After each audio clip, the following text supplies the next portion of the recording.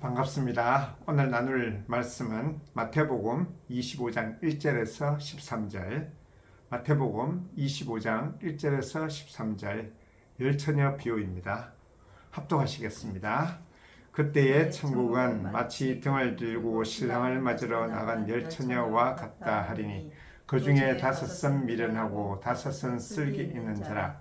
미련한 자들은 등을 가지되 기름을 가지지 아니하고 슬기 있는 자들은 그릇에 기름을 담아 등과 함께 가져갔더니 신랑이 드디음으로 다 졸며 잘세.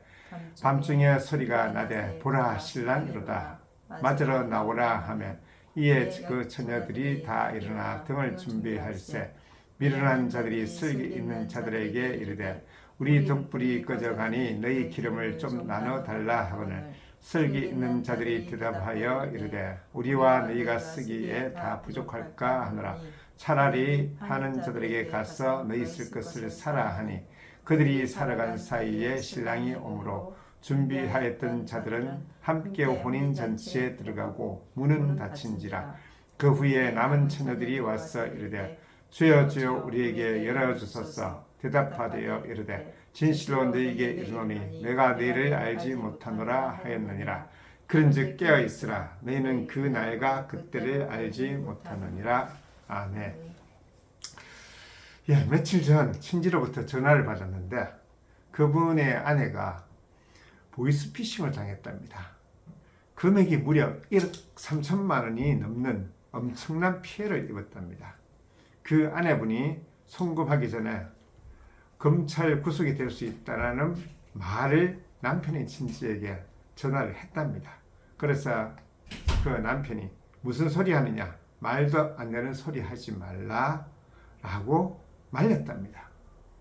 그런데도 그 아내분은 자기가 은행에도 가보았다고 하면서 자기가 더 잘 아니까 알아서 잘 처리하겠다고 하면서 더 이상 의논도 하지 않고 마이너스 통장까지 이용하여 금액을 인출해서 송금해 버렸답니다. 은행 시간이 지났어야 이 사실을 알게 되었는데 이미 돈을 회수하는 것은 불가능한 상태였다고 합니다. 우리가 생각하기에는 참 어리석죠. 그래서 어떻게 그럴 수 있느냐라고 이야기를 할 수 있겠지만 어떤 사실이나 고정된 관념에 사로잡혀 있을 때에 우리는 그 너머를 받아들이기 참 힘듭니다. 그리고 우리의 생각이 틀릴 수 있다라는 그런 사실을 전혀 인지하지도 못하죠. 이것을 확정 편향이라고 합니다. 정치적 상황에서도 이 확정 편향은 심각한 문제를 유발하죠. 많은 국민들의 정치적 다툼도 이러한 확정 편향에서 기인하였고, 그리고 또한 우리가 잘 알다시피 윤석열 전 대통령의 계엄 선포도 이런 확정 편향에서 나왔다고 많은 학자들이 이야기를 하고 있습니다. 자신이 믿거나 생각하는 바와 일치하는 정보만 그리고 지식만 선택적으로 받아들이고 반대되는 정보와 그러한 지식은 충고는 무시하고 오히려 깎아내리고 그런 이러한 심리적 경향은 오늘뿐만 아니겠죠. 인류가 창조된 모든 시간에 보편적으로 존재하였던 것 같습니다. 성경에도 이런 일들이 있죠. 이스라엘 백성이 출애굽할 때에 10가지 재앙이 애굽에서 일어납니다. 그런데 8번째 재앙 때에 바로의 신하들이 바로에게 충언을 하죠. 어느 때까지 이 사람이 우리의 함정이 되리이까 그 사람들을 보내어 그들의 하나님 여호와를 섬기게 하소서. 왕은 아직도 애굽이 망한 줄을 알지 못하나이까. 신하들이 바로를 말리는 장면입니다. 그런데도 바로는 그 말을 듣지 못하고 그 말을 받아들이지 못하고 홍해에서 마지막 순간을 맞이할 때까지 자기의 판단과 욕심을 버리지 못합니다. 이스라엘의 초대왕 사울도 백성들이 사울은 천천히요 다윗이 만만이로다 라는 노래소리에 자기의 욕심과 그리고 다윗에 대한 시기와 질투로 인해서 다윗을 죽이려다가 오히려 자신이 파멸에 이르게 됩니다. 오늘 본문을 살펴보시겠습니다. 오늘 본문은 그 유명한 열처녀 비유이죠. 이 비유는 등불이 기름으로 보통 이야기를 할 때에 성역으로 많이 해석하는 본문입니다. 틀렸다고는 하지 못하겠지만 문맥 속에서 살펴보면 그 의미가 좀 더욱더 명확히 드러납니다. 이 비유는 24장에 무화과 나무의 교훈과 연관이 되어 있습니다. 무화과 나무의 교훈은 결론은 42절이죠. 42절을 읽어보겠습니다. 그러므로 깨어있으라. 어느 날에 너희 주가 임할는지 너희가 알지 못함이니라. 열처녀 비유도 우리가 지금 방금 합독하였듯이 13절에 보면 그런즉 깨어있으라. 너희는 그 날과 그때를 알지 못하느니라. 이렇게 되어 있습니다. 깨어나자. 깨어있으라는. 예수님은 지금 예루살렘의 멸망과 그리고 성전 파괴를 예언을 먼저 하시죠. 그리고 그 성전의 파괴를 실현되는 어떤 그런 역사적인 사실 속에서 신앙의 본질과 그리고 종말을 준비하는 자가 자기 그 심판에 서지 않게 하는데 목적을 두고 비유로 가르치시고 있는 것입니다. 깨어 있으라는 거죠. 그런데 오늘 비유를 보면 깨어 있음이라고 생각을 할 때에 우리가 일반적으로 추론할 때에 슬기로운 다섯 처녀와 미련한 다섯 처녀의 구별이 신랑이 올 때 미련한 자들은 자고 있었고 그리고 슬기로운 처녀는 깨어 있었다. 그렇게 되는 것이 맞겠죠. 그런데 오늘 보면 비유 자체의 내용에서 슬기로운 처녀 다섯이나 미련한 처녀 다섯이나 다 동일하게 자고 있었다는 사실입니다. 그렇다면 깨어 있다는 것이 우리가 생각하는 것과는 분명 다른 의미를 갖고 있다는 것을 쉽게 알 수 있겠죠. 그것은 생리적으로나 어떤 시간적으로 눈을 뜨고 있는 것을 의미하는 것은 분명 아닙니다.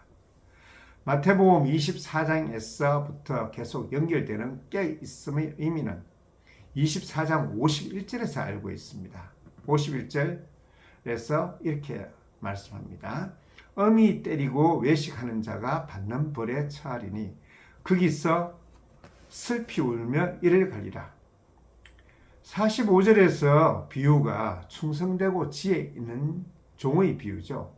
그리고 열처녀의 비유가 슬기 있는 자, 그리고 미련한 자의 비유인데 이 지혜 있는 것과 슬기 있는 자가 원문에는 같은 단어입니다. 즉 여기서 중요한 것은 이 지혜 있는 종과 슬기 있는 처녀의 비유가 연관이 되어 있다는 사실이죠. 지혜라는 부분에 있어요. 그런데 그 연관은 바로 무엇인가 하면 깨어있음이라고 하지만은 결국 이 외식과 연관이 되었다고 이야기 의미를 하는 거죠. 51절을 다시 한번 같이 읽어보시겠습니다. 어미 때리고 외식하는 자가 받는 벌에 처하리니 거기서 슬피 울며 이를 갈리라. 결국 이 지혜 있는 종과 그리고 미련한 종이라고 봐야 되겠죠. 악한 종. 그리고 이 지혜 있는 처녀가 구별되는 것은 외식인 것입니다. 악한 종, 미련한 다섯 처녀, 깨어있지 않으면 결국 외식과 관련되어 있는 것이죠. 예수님은 공생애를 본격적으로 시작하실 때에 산상수훈에서부터 외식에 대해서 많이 지적하셨습니다. 외식이 뭡니까? 본질은 찾지 않고 세상의 영광과 자기 의를 구하기 위해서 겉모습만 꾸미는 거죠. 율법의 행위에 초점을 두니 항상 비교하고 그리고 누가 많이 지켰느냐 상대적인 비교가 본질보다 더 중요하게 된 모습이 외식입니다. 구약에서도 분명 본질을 이야기합니다. 우리는 흔히 구약을 본질에서 벗어났다고 생각하는데 아닙니다. 유대 지도자들이 자기 의를 더 중요시하는 그 근간에는 성경을 올바르게 해석하지 못하는 것이 있는 것입니다.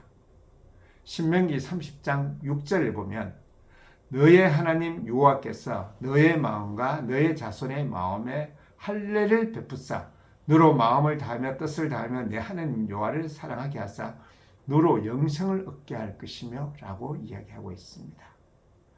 구약도 육신의 할례를 넘어서 마음의 할례의 중요성을 분명히 언급하고 있는 것입니다. 깨있음에 대하여 데살로니가 전서 5장 4절에서 8절은 이렇게 말씀합니다. 함께 찾아서 합독하시겠습니다.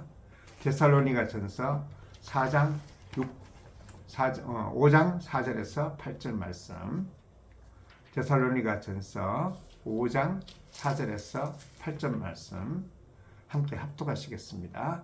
형제들아 너희는 어둠에 있지 아니하며 그날이 도둑같이 너희에게 임하지 못하리니 너희는 다 빛의 아들이요 낮의 아들이라. 우리가 밤이나 어둠에 속하지 아니하나니 그러므로 우리는 다른들과 같이 자지 말고 오직 깨어 정신을 차릴지라. 자는 자들은 밤에 자고 취하는 자들은 밤에 취하되 우리는 낮에 속하였으니 정신을 차리고 믿음과 사랑의 호신경을 붙이고 구원의 소망의 투구를 쓰자. 분명히 여기서 낮에 속했겠다는 것은 깨어있다는 뜻인데 그 자고 있음과 깨어있음은 조금 전 설명같이 생리적으로 눈을 뜨고 있는 것은 아니죠. 나우제르는 낮에 그러면서 8절에서 우리는 낮에 속하였다라고 이야기를 하고 있습니다. 결국 깨어있음이 소속의 문제로까지 연결되고 있는 것을 우리는 볼 수 있습니다. 낮에 속하였다라는 것은 의식이 있고 지각이 있다, 준비하고 있다라는 의미로 볼 수 있겠죠. 밤에 속하고 있다는 것은 반대로 자고 있다는 것으로 지각이 없다, 분별이 없다, 준비되지 않고 있다, 준비하고 있지 않다는 것으로 연관될 것을 우리는 알 수 있습니다. 따라서 여기서 깨어있다는 뜻도 날짜를 기다리면서 오실 그분 예수 그리스도를 기다리는 그런 물리적인 경계나 각성 이런 것들을 이해하는 것은 아님을 알 수 있겠죠. 24장 50절에 보면 생각지도 않은 날 알지 못하는 시각에 그 종의 주인이 이른다고 이야기를 하고 있습니다. 25장 13절도 깨어있으라. 너희는 그날과 그때를 알지 못한다. 이건 둘 다 시간의 문제가 아님을 이야기를 하고 있는 거죠. 어느 날 어느 때에 올지 모르니까 시간을 맞추려 하지 말고 마땅한 준비를 하고 있으라는 거죠. 그 깨어있음이 밤새워 눈을 밝히고 눈을 뜨고 있으라는 것이 아니라 항상 어느 때에 오더라도 준비된 상태에 있으라는 것을 말하는 것입니다. 이것을 신학적으로 이야기한다면 성도의 종말론적인 삶이라고 할 수 있겠습니다. 오늘 열처녀 비유로 얘기하자면 신랑이 온다. 그런 말을 들으면 깨어나서 등에 붙이면 되는 겁니다. 항상 껴있어 가지고 신랑을 맞는 것이 아니라 이야기를 신랑이 온다는 큰 외침을 듣고 나서 등에 불을 붙이면 되는 거죠. 문맥을 살펴보면 미련한 처녀들은 등에 기름이 없었죠. 동일하게 열 처녀가 다 같이 잤으나 신랑이 온다는 소리에 깨리 일어났을 때에 다섯은 등에 불을 켤 수 있었고 다섯은 등에 불을 켤 수 없었던 것입니다.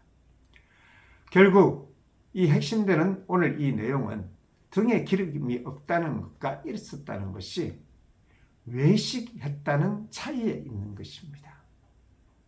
그 외식이라는 것, 앞에서 산상수훈부터 쭉 이야기되는 그 표현은 하는 모습은 당연히 가져야 할 내용은 갖고 있지 않고 그 치장만 했을 때에 우리가 외식이라고 표현하는 거죠.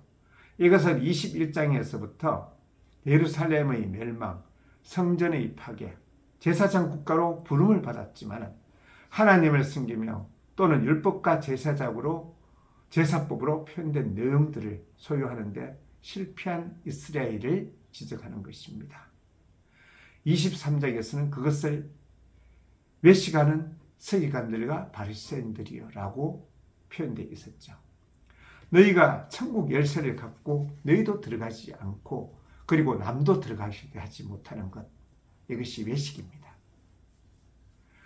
성전의 파괴와 모습 또는 그 제도가 갖는 그 외형의 핵심은 무엇이죠? 바로 예수 그리스도인 것입니다. 구약에서 보여지는 율법이나 제사 제도나 성전이나 다 중요하죠. 그렇지만 그 제도와 건물과 규칙으로 표현되어 있는 그 핵심은 다 예수 그리스도인 것인데, 지금 유대인과 서기관들은 예수님 없는 그 모습만 갖게 된 거죠. 이스라엘 백성의 실패와 함께 그들은 하나님 앞에 받은 모든 구약의 제도들의 핵심을 놓치고 있는 거죠. 외식하는 자들입니다. 이 등불에 기름이 없느냐라는 것은, 기름이 없는 것은 외식이고, 외식하는 잘못을 저지르지 않으려면 등불에 마땅한 핵심의 본질인 기름을 갖고 있어야 된다, 이런 얘기가 되는 것입니다. 구약의 본질되는 예수 그리스도를 소유하는 것, 이것이 오늘 열처녀 비유에서의 기름의 의미입니다.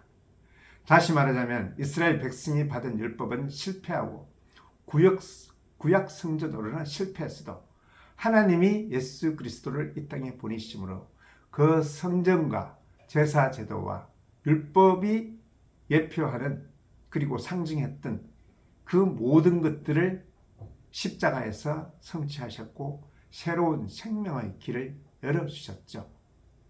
그 예수 그리스도를 붙잡는 것이 오늘 기름의 의미 있는 것입니다. 메시아가 오셨는데도 왜 유대 지도자들은 메시아이신 예수님을 거부하고 십자가에 못 박았을까요? 앞서 사례로 보았던 확정 편향이죠. 자기의 기득권을 내려놓지 못하고 유지하려는 욕심들, 인간의 보편적인 성향이고 고칠 수 없는 그런 인간의 본성입니다.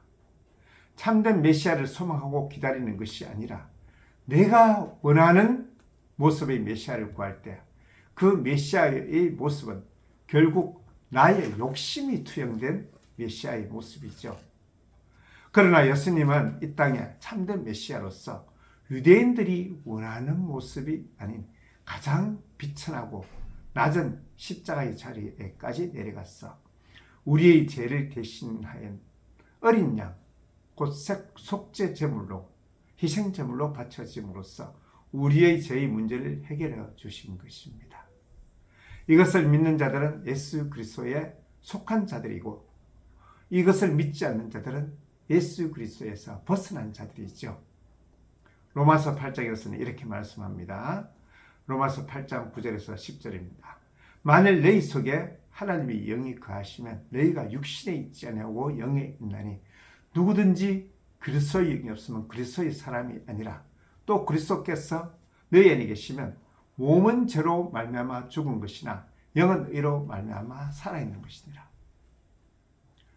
우리는 분명히 예수 그리스도를 우리의 몸에 있을 때 우리의 몸은 죽은 것이나 육신은 죽은 것이나 영은 살아있는 것이라고 성경이 이렇게 이야기를 합니다. 오늘 본문의 비유 대상은 분명 유대 종교 지도자들입니다.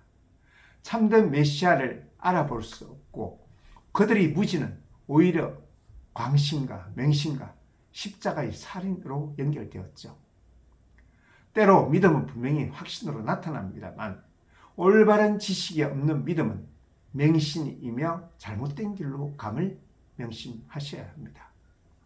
오히려 때로 고민하고 의심하고 회의하고 연구하는 가운데 우리의 삶 속에서 역사하시는 하나님을 발견할 수 있고, 그것이 우리의 삶 속에서 확신으로 견고한 믿음으로 나아가는 것이죠.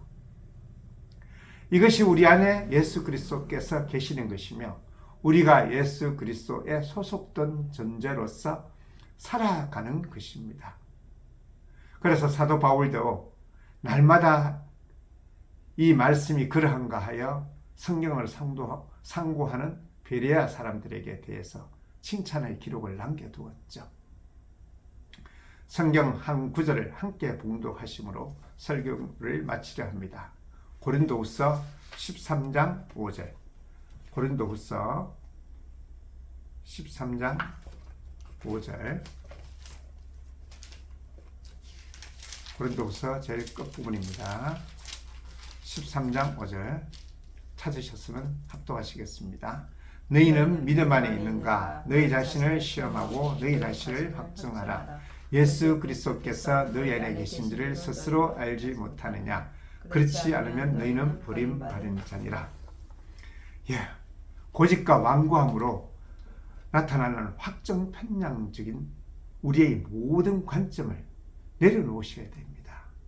오직 어떤 견고한 진도 무릇들이나 하나님의 능력을 의지하여 진리의 말씀을 따르고 의와 진리의 거룩함으로 지으심을 받은 새 사람으로 덧입으시기를 우리 성도님들 진정으로 축원하고 축원합니다. 기도하시겠습니다. 하나님 참 감사합니다. 오늘 마태복음 열처녀의 비유의 말씀을 통하여 진정한 중요한 것이 믿음의 본질이신 예수 그리스도를 붙잡는 것으로 확증하고 확증함을 우리가 봅니다. 우리가 예수 그리스도로 말미암아 미련한 자가 되지 않게 해주시고 오직 우리 주 예수 그리스도를 마음에 담고 지혜로운 자에 속하게 하여 주옵소서.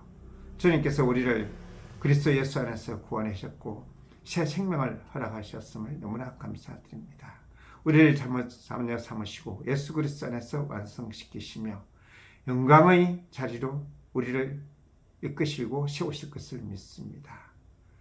주님의 자녀를 일컫는 받는 인생의 그 복된 것을 주님 안에서 확인하고 승리와 충성을 다하는 우리 성도님들 되게 하여 주옵소서. 감사하며 우리 주 예수 그리스도의 이름으로 기도드렸습니다. 아멘.